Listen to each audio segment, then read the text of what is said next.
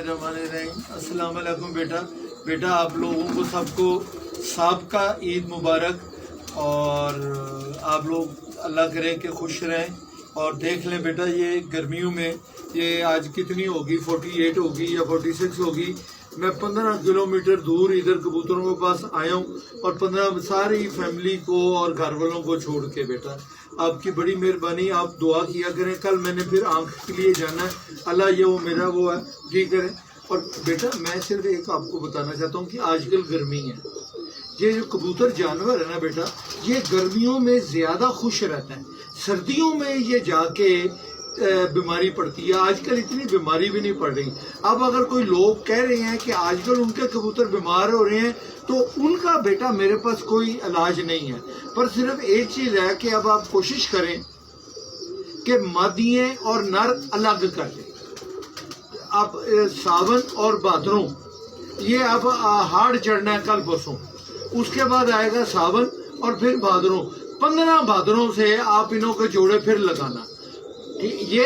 और अगर आप ये नहीं करना चाहते, आपके पास इतनी बॉदरेशन आप नहीं कर सकते, खुडे आपके पास थोड़े हैं, तो बेटा एक चीज ये जरूर करें कि जिन मादियों ने आजकल अंडे दिए ना, आप उनों के अंडे उठा के उबाल के, कच्चे अंडे नहीं, अगर आप कच्चे अंडों को हला के ऐसे ऐसे रखेंगे ना, तो उनों में बो आ जाएगी और वो फट जाएंगे, तो खुडे में खराबी करेंगे। आप वो छोटा अंडा जो है ना उनों का, आप उस अंडे को उबालें, अच्छी तरह उबालें, तो फिर वो टूटेगा नहीं। और वो उबला हुआ अंडा उस जोड़े के नीचे रख दें। 2 दफा आप ऐसे करेंगे तो तीसरी दफा 1.5 महीना गुजर जाएगा, 2 महीने गुजर जाएंगे, तो वो आप अंडे उठा देना, तो फिर वो ताजे अंडे जब वो देंगी तो आप उनसे कर लेना। और ये जो कबूतर है आप देखें बेटा कि जिस वक्त खुडे में से कबूतर बाहर निकलते हैं, आजकल भी धूप सेकते हैं, परों को ऐसे कर देते हैं। ये जो जानवर है ना बेटा, ये गर्मी का जानवर है, सर्दियों का जानवर नहीं है। गर्मियों में ये ज्यादा खुश रहता है। और दूसरा, 2 आदमियों ने एक वो किया था कि इमली आलू बुखारा उन्होंने पिलाया और उन्हों के बीमार हो गए हैं कबूतर। बेटा मैंने तो आपको इमली आलू बुखारे का कहा नहीं है, पर मैं आपको अब ये कह रहा हूँ कि आपने इमली आलू बुखारा अगर पिलाना है ना, बहुत अच्छी चीज है इमली आलू बुखारा, आप भी पिए और अपने कबूतरों को भी पिलाएं, पर बहुत पतला करके पिलाएं। ज्यादा जैसे हम बाजार से 30 रुपए का या 20 रुपए का वो मग्गा खरीद के पीती है ना बेटा, इतना खट्टा ना हो और इतनी उसमें चीनी भी ना हो।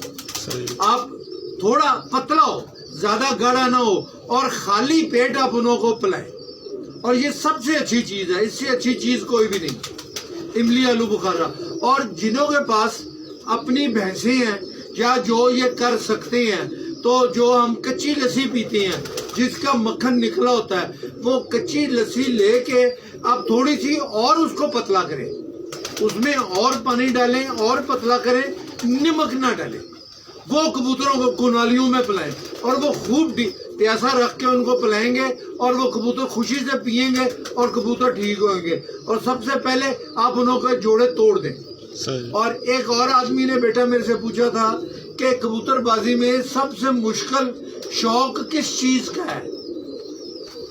इसमें मैं बेटा आपको बता दूं, सबसे मुश्किल चीज जो कबूतरबाजी में है ना, मेरे हिसाब से हर आदमी का अपना अपने ख्यालात है, अपना अपना ओपिनियन है।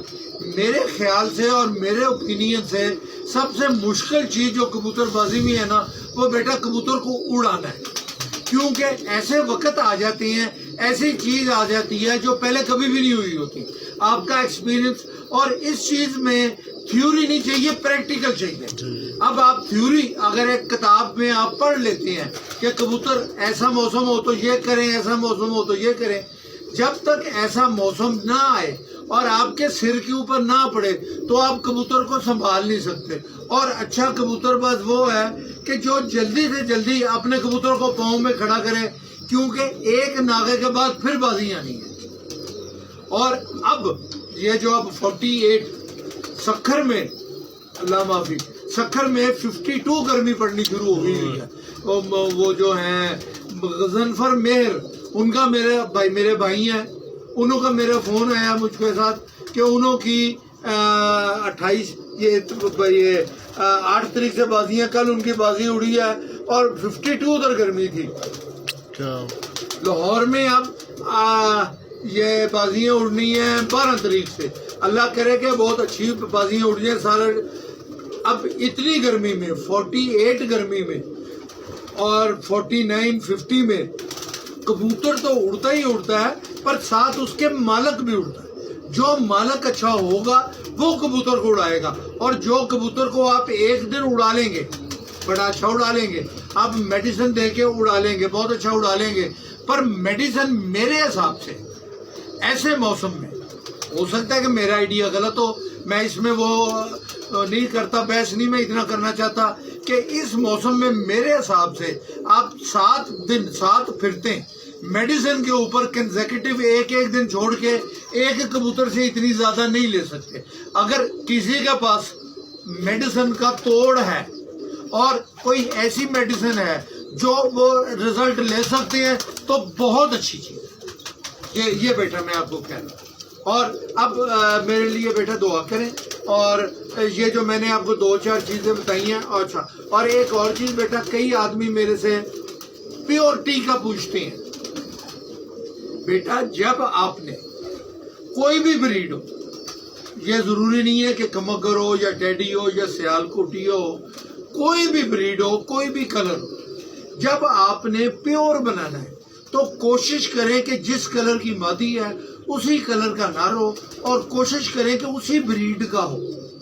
अब अगर कमगर आपने प्योर बनाने हैं तो आप मेरे से फोन करके बेटा पूछ रहे हैं कि कमगर हमने प्योर बनाने हैं तो हम उनके साथ टैडी लगा दें।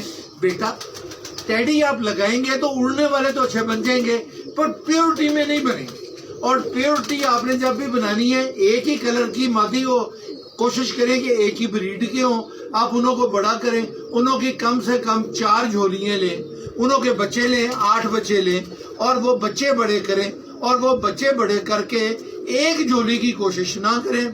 कोशिश करें कि मादी एक बड़ी झोली की और नर एक छोटी झोली को, सके बहन भाई हो, उन दोनों को आपस में लगाएंगे तो ऐसे आहिस्ता आहिस्ता प्योरिटी बनती है। और अगर आपने प्योर बनाने हैं तो उनके खत्म हो रहे हैं तो मादी के साथ आप उसका बेटा भी लगा सकती हैं। सही। और उसके बच्चे आप काट के ज्यादा बड़े करके फिर उन लोगों को आपस में चला सकते हैं। पर ये जो प्रोसीजर है ना बेटा, ये लंबा प्रोसीजर है, ये शॉर्टकट नहीं है।